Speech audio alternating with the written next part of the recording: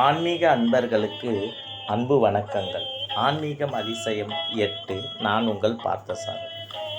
நீண்ட நாட்கள் ஆகியும் திருமணம் கைகூடாதவர்கள், குழந்தை பேறு இல்லாதவர்கள், எடுத்த காரியங்கள் அனைத்தையும் தடைகளை சந்திப்பவர்கள் சென்று வணங்க வேண்டிய ஒரு தலத்தை பற்றி தான் நாம் இன்று காணப்போகிறோம். மாங்காடு காமாட்சி அம்மன் கோயில். இவ்வாலயத்தை பற்றி தான் நாம் இன்று பார்க்க போகிறோம். அதற்கு முன்பாக நமது சேனலை சப்ஸ்கிரைப் செய்யாதவர்கள் சப்ஸ்கிரைப் செய்யவும், லைக் பண்ணுங்கள், ஷேர் பண்ணுங்கள். நன்றி. கைலாயத்தில் ஒரு நாள் பார்வதி தேவியும் சிவனும் பேசிக்கிட்டு இருந்தாங்க. அப்போது விளையாட்டாக பார்வதி தேவியா சிவபெருமானோட கண்களை மூடுறாங்க. அந்த ஓரிரு வினாடியில் சர்வலோகமும் இருளில் மூழ்கிடுது.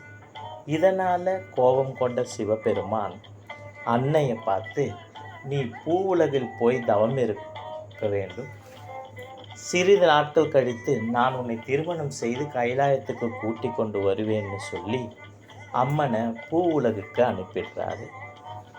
அம்மனும் தன்னோட தவறை உணர்ந்து பூ உலகுக்கு வந்து தவம் இருக்க சிறந்த ஒரு இடத்தை தேடி அலையிறாங்க. அப்போது மாமரங்கள் நிறைந்த காடு ஒன்று காணப்படுது. அந்த இடத்தை தேர்ந்தெடுத்து அம்மன் தவம் இருக்க ஆரம்பிக்கிறாங்க. அந்த இடம்தான் பிற்காலத்தில் மாங்காடுன்னு அழைக்கப்படக்கூடிய இடம். அம்மன் பல ஆண்டுகளாக தவம் இருந்தும் சிவனுடைய தரிசனம் கிடைக்கல. அதனால் தன்னுடைய தவ வழியை மாற்றி அம்மன் 5 அக்னி குண்டங்களை ஏற்படுத்தி அதில் நடுவில் இருக்க குண்டத்தில் தன்னோட இடது கால் பெருவிரலை ஊன்றி இடது கால் மீது மடித்து வைத்து ஒற்றை காலில் தவம் இருக்கிறாங்க. அம்மனுடைய இந்த அகோர தவத்தை கண்ட சிவபெருமானும் மனமிறங்கி அம்மனுக்கு காட்சி கொடுக்க பூ உலகிற்கு வராரு. அப்படி அவர் வர வழியில் அசுர குருவான சுக்கராச்சாரியார் மகாபலியால் போன தன்னோட ஒரு பார்வை திரும்ப கிடைக்க வேண்டி சிவபெருமானை நோக்கி தவம் இருக்காரு. சிவபெருமானை பொறுத்த வரைக்கும் நமக்கு தெரியும், அன்பர்களுக்கு தானே அவர் முதல் உரிமை கொடுப்பாரு. அதனால் அம்மனுக்கு தரிசனம் கொடுக்கறதுக்கு முன்னாடி சுக்கராச்சாரியாரை சந்தித்து அவருக்கு பார்வையை வழங்குறாரு.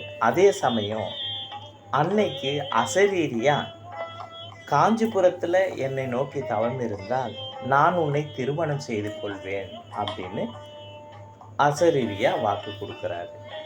அந்த வாக்கை கேட்ட அம்மனும் மகிழ்ந்து அந்த அக்னி குண்டங்களை அப்படியே விடுத்து காஞ்சிபுரம் போகிறாங்க.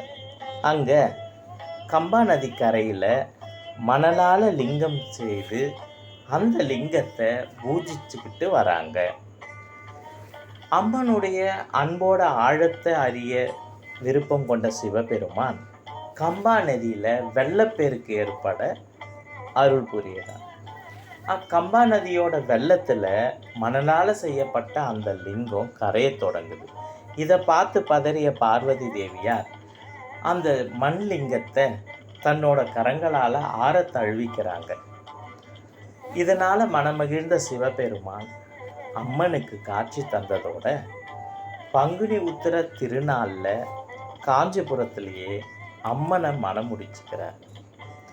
அவங்க திருமண கோலத்தோட இன்றளவும் காஞ்சிபுரம் ஏகாம்பரநாதர் ஈஸ்வரர் கோயிலில் மூலவராக திருமண கோலத்தில் அம்மனும் அப்பனும் காட்சி தரத்தை நாம் பார்க்குறோம்.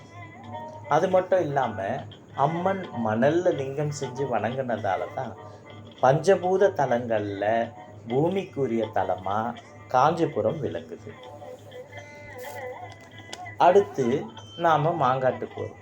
அம்மன் தவமிருந்த அந்த அக்னி குண்டங்களை அணைக்காமல் விட்டுட்டு போனதுனால மாங்காட்டில் வெப்பத்தோட தாக்கம் அதிகமாச்சு. அதனால் அப்பகுதியில் வாழ்ந்த சகல ஜீவராசிகளும் வெப்பம் தாங்க முடியாமல் தவிச்சுக்கிட்டு இருந்தாங்க.